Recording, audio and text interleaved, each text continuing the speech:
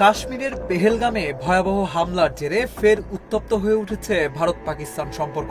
এই হামলার প্রতিক্রিয়ায় ভারত একতরফাভাবে স্থগিত করেছে ঐতিহাসিক সিন্ধু পানি বন্টন চুক্তি। ভারতের পানি সম্পদ মন্ত্রী সি.আর. পাটিল হুঁশিয়ারি দিয়ে বলেছেন, পাকিস্তানকে এক ফোঁটা পানিও দেওয়া হবে না। অন্যদিকে পাকিস্তান পিপলস পার্টির চেয়ারম্যান বিলাওয়াল ভুট্টো কঠোর বার্তা দিয়ে বলেন, হয় পানি না হয় তোমাদের রক্ত এই নদীতেই প্রবাহিত হবে।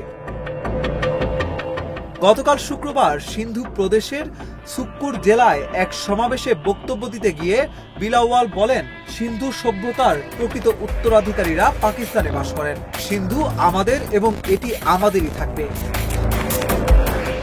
মোদী সরকারের উদ্দেশ্যে বিলাওয়ালের কড়া বার্তা। মোদী বলেছেন যে তারা হাজার হাজার বছরের পুরনো সভ্যতার উত্তরাধিকারী, কিন্তু সেই সভ্যতা লারকানার মহেঞ্জোদারোতে অবস্থিত। আমরাই এর প্রকৃত রক্ষক এবং আমরা এটিকে রক্ষা করব।